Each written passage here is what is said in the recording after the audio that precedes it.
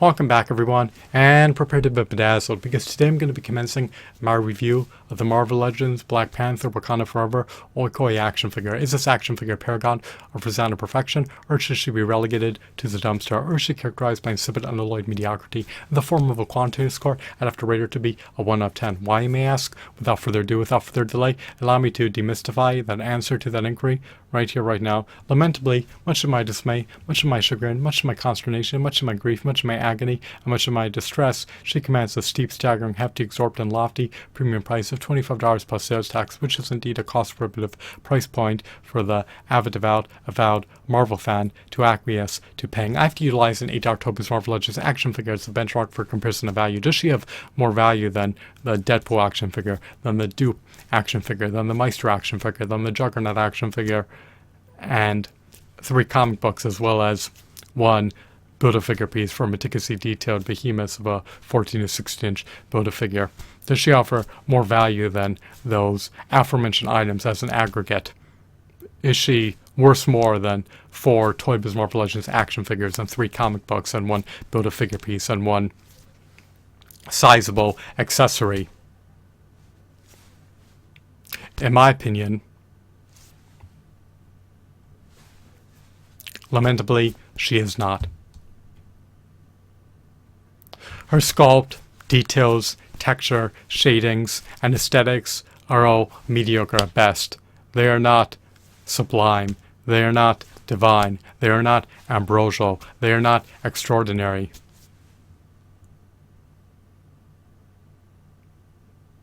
Would it be an unsavory purchase to buy this figure?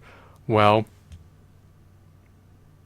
I would rather buy a DC Multiverse action figure in lieu of buying this Marvel Legends Black Panther Wakanda Forever Okoye action figure for $25 plus sales tax, which is close to $27 and is a few dollars shy of $30 practically.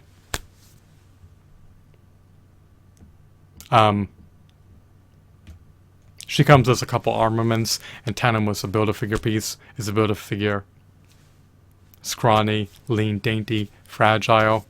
Well, in stark contrast to a Toy Biz Build-A-Figure, he's not 14 to 16 inches tall, nor is he meticulously detailed, nor does he have superior textures, shadings, aesthetics, details, nor does he have as much latitude for dynamic posability as a Toy Biz Marvel Legends Build-A-Figure. So, I would have preferred if she came bundled with additional figures. I would have preferred if she came bundled with additional Build-A-Figure pieces. I would have preferred if she came bundled with additional armaments. I would have preferred if she came bundled with some Marvel video games as well as some Marvel Blu-rays and Marvel DVDs. They're charging $25 plus sales tax for a single figure. Tandem with a couple mediocre accessories. Are the accessories subpar? Are they shoddy? That's for you to determine. But you get a head for a Build-A-Figure, but this Build-A-Figure is probably 6 to 7 inches tall. He looks like he's gaunt and emaciated, and he looks like he's a character that's relegated to the MCU universe. I would have preferred if we got his comic book counterpart as a Build-A-Figure in lieu of the movie variant. So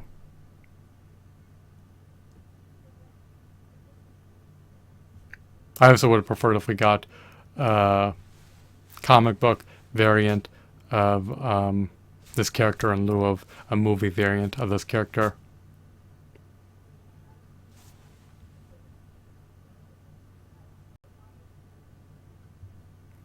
So I'm rating her to be a 1 out of 10. That's my final verdict. I'm done adjudicating over this matter. She just does not have value on par with an 8 October's Marvel Legends action figure. And she's mediocre at best, but I'm not going to concede to paying nearly $30 for an action figure that is vastly inferior relative to an 8 October's Marvel Legends action figure. So, am I appalled that this figure was released? No. I'd probably take heed of buying her for less than $5. but I probably wouldn't even pay $10 for this action figure. But if I paid more than $5 for it, it would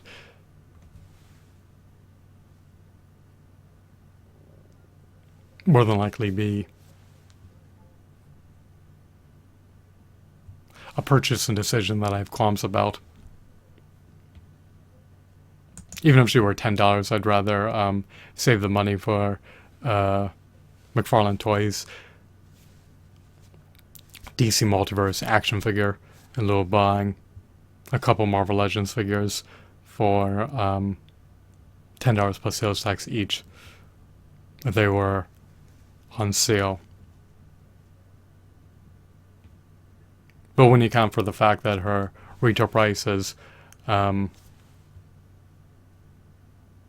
312% greater than the retail price of an $8 Toby's Marvel Legends action figure, is such a deterrent to buy it, and it disincentivizes you to buy the figure.